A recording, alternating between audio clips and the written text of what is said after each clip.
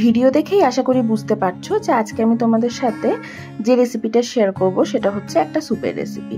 রেস্টুরেন্টে গেলে আমরা প্রায়ই এই চিকেন কর্ন স্যুপ অর্ডার করে থাকি, সেটাই আজকে বাড়িতে বানাবো একদম সহজভাবে। ঝটপট রেসিপিটা দেখে নেব। বর্ষাকালে এরকম এক বাটি গরম গরম স্যুপ কিন্তু কখনো ট্রাই করে দেখতেই পারো, আশা করি ভালো লাগবে। যেহেতু সুইট কর্ন চিকেন স্যুপ, তাই প্রথমেই সুইট কর্নটাকে আমি এরকম জলের মধ্যে একটু নুন দিয়ে 3-4 মিনিটের মতো সেদ্ধ করে নিয়েছি। তারপর এই সুইট কর্নটাকে তুলে সরিয়ে রাখলাম। যে জলে সুইট কর্নটা সেদ্ধ করেছি সেই জলেই আমি চিকেন দিয়ে দিচ্ছি। আমি চিলি চিকেনের জন্য বেশ কয়েকটা বোনলেস চিকেন আনিয়েছিলাম, তখন বেশ খানিকটা হাড় বেঁচেছিল, সেই হাড়গুলোকেও আমি এর মধ্যে দিয়ে দিলাম। সাথে কিছু বোনলেস চিকেনও দিলাম। সাথে কিছু মশলা দিয়ে দিয়েছিলাম। মশলার মধ্যে ছিল তেজপাতা, গোটা গরম মশলা, একটু রসুন, একটু আদা, নুন, একটু ভিনিগার।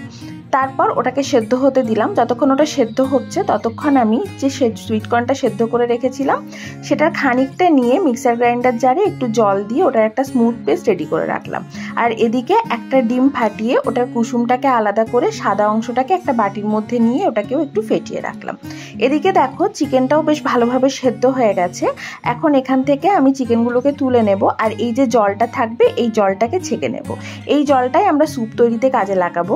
এরপর চিকেনগুলোকে এরকমভাবে শ্রেড করে নিতে হবে। এরকম হাতের সাহায্যেও এগুলোকে ছোট ছোট করে টুকরো করে নিতে পারো, বা এরকম দুটো কাঁটা চামচের সাহায্যে ঠিক যেরকমভাবে দেখাচ্ছি এরকমভাবেও এগুলোকে শ্রেড করে নিতে পারো। চিকেনটা শ্রেড করা হয়ে গেছে। এবার স্যুপ বানানোর প্রসেসে চলে যায়।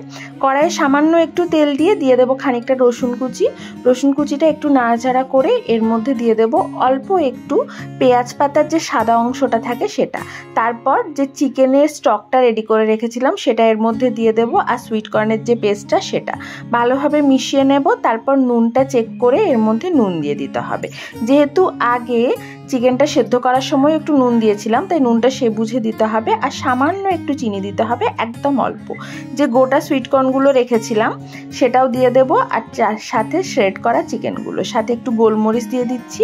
এরপর সমস্ত কিছু ভালো করে মিশিয়ে নেব। ভালো করে মিশিয়ে এটা একবার ফুটে যাওয়ার পর ওপর থেকে একটু পেঁয়াজ পাতা ছড়িয়ে দিলাম, আর সাথে দিয়ে দিলাম কর্নফ্লাওয়ার আর জল দিয়ে একটা স্লারি তৈরি করে রেখেছিলাম সেটা। এটা স্যুপটাকে একটু ঘন হতে সাহায্য করবে। 2 টেবিল চামচ কর্নফ্লাওয়ারের সাথে 2 টেবিল চামচ জল মিশিয়ে স্লারিটা তৈরি করেছি। স্যুপটা একটু ঘন হয়ে গেলে ডিমের যে সাদা অংশটা রেডি করে রেখেছিলাম সেই সাদা অংশটা স্যুপের মধ্যে ঠিক যেরকমভাবে দেখাচ্ছি ওরকমভাবে মেশাবো।